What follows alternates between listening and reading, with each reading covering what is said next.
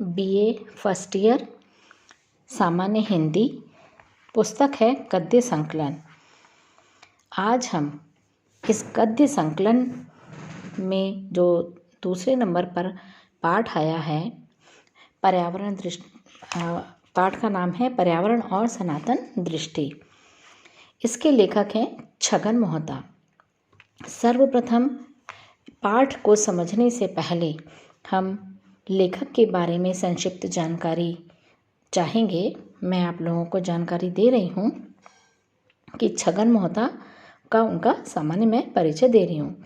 राजस्थान के सुप्रसिद्ध समाजवादी चिंतक तथा समाज सुधारक छगन मोहता ने अपने गृह नगर बीकानेर में अछूतोद्धार तथा महिला शिक्षा के क्षेत्र में क्रांतिकारी कार्य किया है।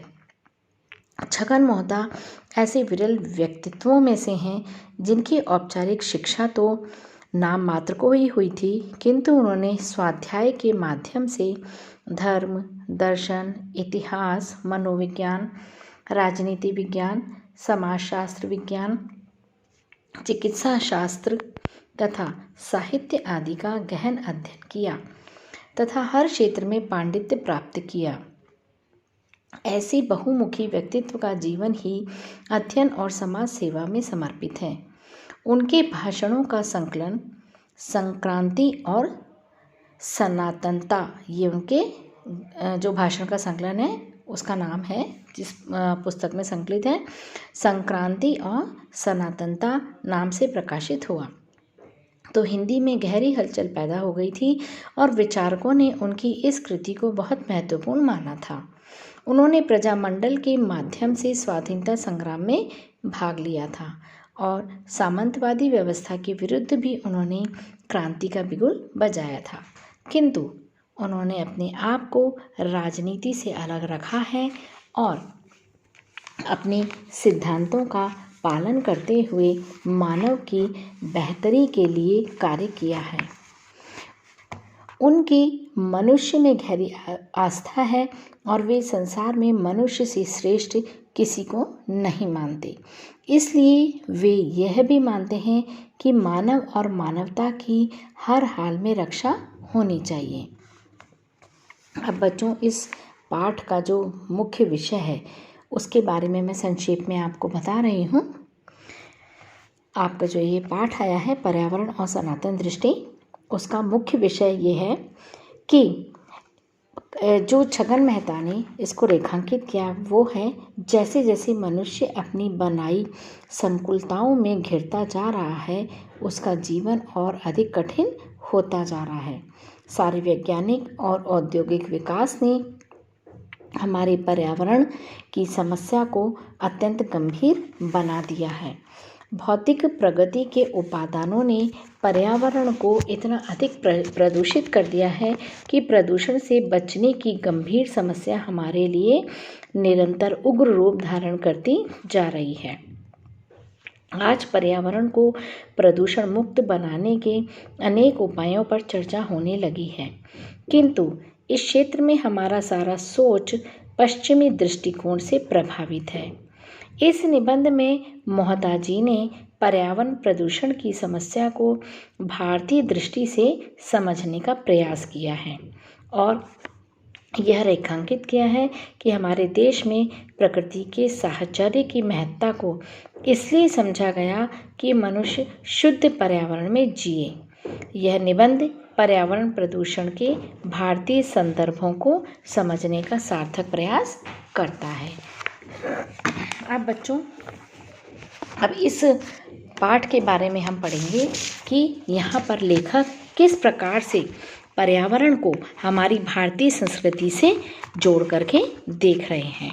अब मैं आपको पाठ पढ़ करके सुना रही हूँ और बीच बीच में मैं आपको समझाती जाऊंगी। शीर्षक है पर्यावरण और सनातन दृष्टि।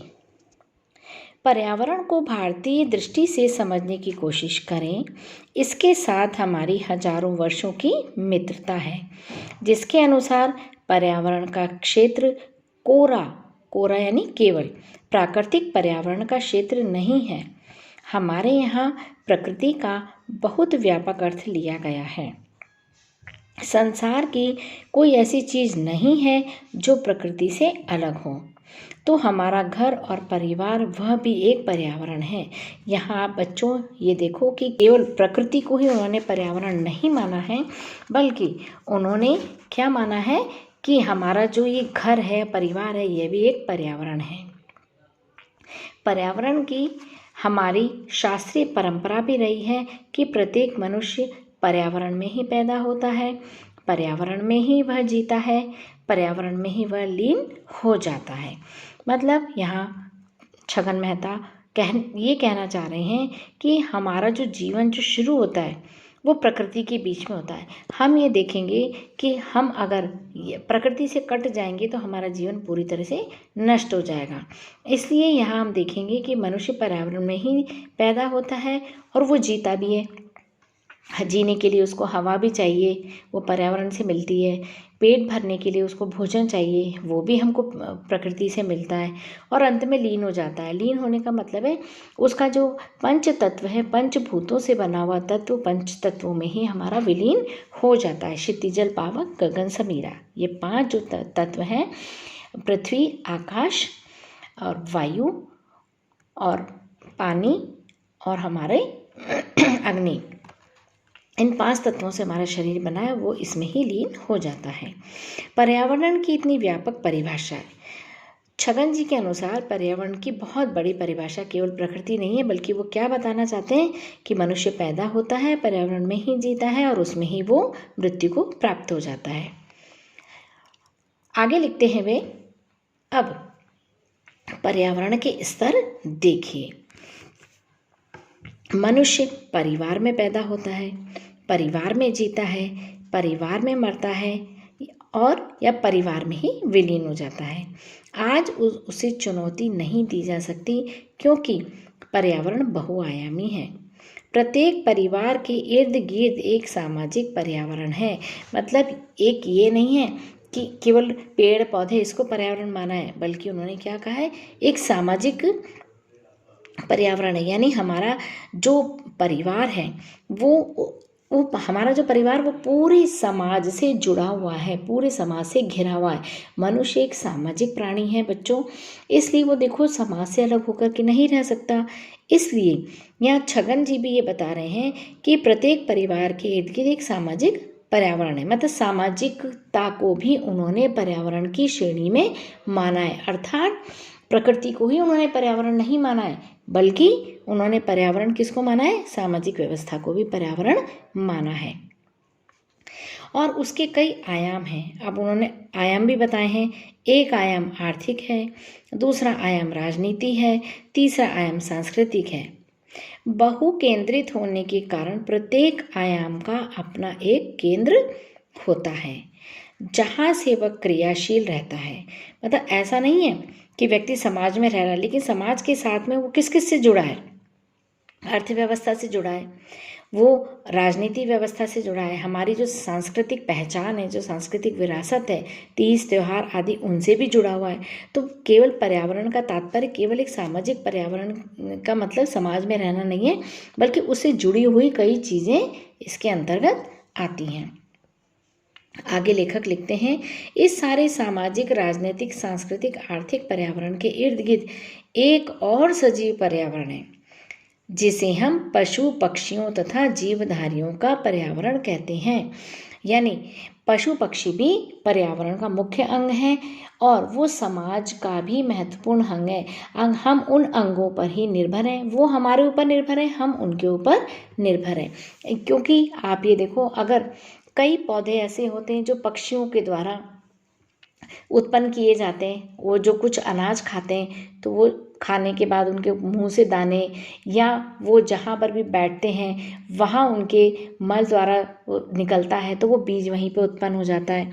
इसके अलावा प्रकृति ने हमको कई चीज़ें दी हैं, जैसे शहद मिलता है तो वो हमको मधुमक्खियों से मिलता है। तो कहने का तात्पर्य है कि जो ये सजीव पर्यावरण है, वो पशु पक्षी जो जीवधारी हैं वो भी एक हमारे साथ में जुड़े हुए हैं, और उसको भी छगन जी ने पर्यावरण के अंतर्गत माना है। आगे लिखते हैं, उसके भी चारों ओर इन सब स्तरों में ओतप्रोत भौतिक तत्वों का पर्यावरण है। अब मनुष्य आ गया, उन्होंने मनुष्य को सामाजिक पर्यावरण मान लिया, समाज, राजनीति, सांस्कृतिक जोड़ दिया, इसके बाद उन्होंने पशु पक्षियों को भी जोड़ दिया। लेकिन इन सब के ऊपर भी, जो ऊपर वर्णित किया गया, इन सब के ऊपर भी एक भौतिक तत्वों का पर्यावरण है। अब वो भौतिक तत्व क्या है, जिसे हम भौतिक, जलीय, वायवीय, आग्नेय और आकाशीय या विद्युत चुंबकीय पर्यावरण कहते हैं। जो बच्चों मैंने आपको बताई थी 5 चीज़ें जिनसे हमारा शरीर बना है, वो एक भौतिक पर्यावरण है और ये पर्यावरण भी हमारे समाज से जुड़ा हुआ है।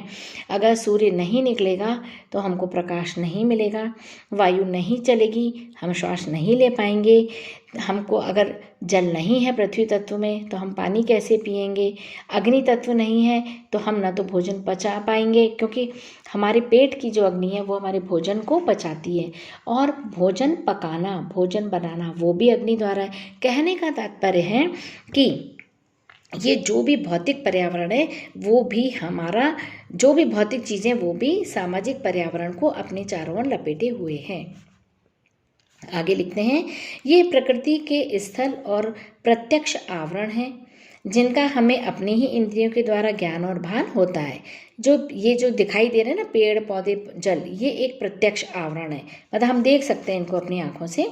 लेकिन पर्यावरण के संबंध में मीमांसा करते हुए हमारी परंपरा सिर्फ इतने में ही इतिश्री नहीं मान लेती, मतलब हमारी जो सनातन परंपरा चली आ रही है, जो बरसों से चली आ रही है, वो ये यही इतिश्री नहीं मान लेती। इतिश्री यानी समाप्त होना, ये समाप्त यहाँ नहीं होती है। वह यह भी कहती है कि इन दृष्ट प्रत्यक्ष स्तरों के अतिरिक्त पर्यावरण के कुछ अदृष्ट और अप्रत्यक्ष स्तर भी हैं जिनसे हम और हमारा दृष्ट और व्यक्त पर्यावरण प्रभावित होता रहता है और प्रभावित करता भी रहता है। अब वो यहाँ पर ये बताना चाहते हैं कि और भी स्तर हैं जिनसे कि हमारा पर्यावरण प्रभावित होता रहता है। इन सब आवरणों से हमारा प्रतिक्षण संबंध बना हुआ है और हमारे जीवन व्यापारों का इन सब स्तरों से आदान प्रदान होता रहता है। आगे लिखते हैं, हमारे यहाँ कहावत है कि यदि पानी कुएं में नहीं है तो वह खेली में, खेली यानी ऊपर, कुंड में कहाँ से आएगा। अर्थात यदि कुआं, जमीन के अंदर अगर पानी नहीं मिलता तो ऊपर जो कुंड बने हुए उनमें पानी कहाँ से आएगा, क्योंकि जल जो है प्राकृतिक स्रोत है। अगर नीचे जल का स्रोत होगा तो ऊपर बने हुए कुंड स्वतः ही भर जाएंगे, क्योंकि नीचे से पानी रिस रिस के आता है, ज़मीन गीली होती है, ऊपर पानी भर जाता है, जलाशय भर जाता है। इसलिए ये बता रहे हैं यहाँ पर कि हमारा जो जीवन व्यापार है वो आदान प्रदान होता रहता है। हम प्रकृति को कुछ देते हैं, प्रकृति हमको वापस दे देती है। इसलिए ये यहाँ पर छगन जी ये बताना चाहते हैं कि ये जो हमारा सामाजिक पर्यावरण है उसके अंतर्गत हम जीवन जी रहे हैं, और वो सामाजिक पर्यावरण जो है वो हमारी राजनीति से भी जुड़ा है, संस्कृति से जुड़ा है और आर्थिक रूप से भी जुड़ा हुआ है। क्योंकि जब मनुष्य अगर अर्थ नहीं कमाएगा तो कैसे जिएगा। देश का विकास भी अर्थ से होगा, अर्थव्यवस्था आगे सुचारू चलेगी तो हम आगे तरक्की करेंगे। तो ये बताना चाह रहे हैं लेखक कि हमारा जो पर्यावरण का सीमित दायरा नहीं है बल्कि वो विस्तृत दायरा है। अब ये तो सामाजिक जो पर्यावरण था उन्होंने इसको स्पष्ट कर दिया है।